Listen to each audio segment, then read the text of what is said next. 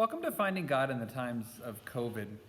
This Sunday, we're starting a series of reflections that'll go Sunday by Sunday that's based in a curriculum. It's called Testimony, a vocabulary of faith that the Presbyterian Outlook's putting out. And it asks a series of questions and gives a series of answers, proposed answers perhaps. The first one is this basic question: who is God? The preliminary answer is the Almighty. We could do like a quick survey of God's activity in Scripture, revealed to us, moving from creation to the flood and the promise, continuing on forward through the people being promised a land and then being taken off into captivity and slavery and bondage before being liberated and entering into what was for them a promised land.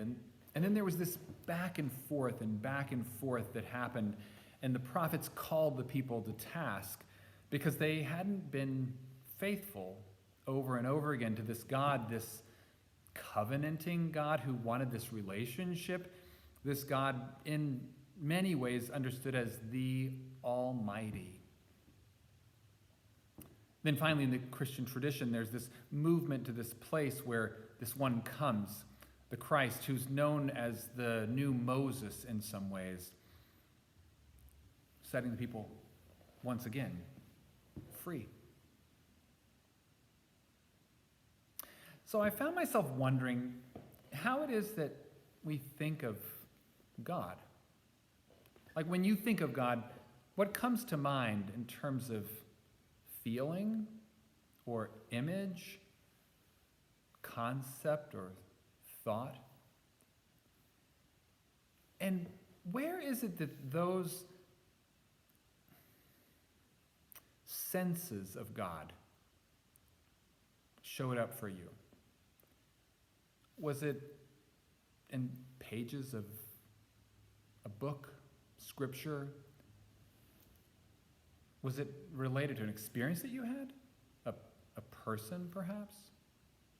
That shaped and molded your sense of who God is? I mean, some say a presence, some say a spirit, some say a warmth, some say a light, some say an energy.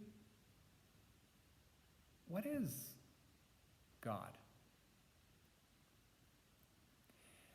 And another helpful question that got asked in this curriculum is, if one question or one statement that we fill out is God is blank, and we fill in the blank, what if the second question were God is not blank?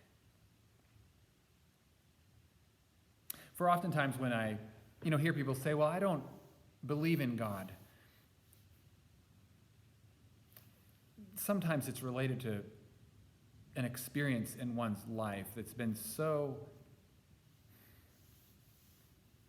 unspeakably devastating that this sense of a greater power seems inconceivable.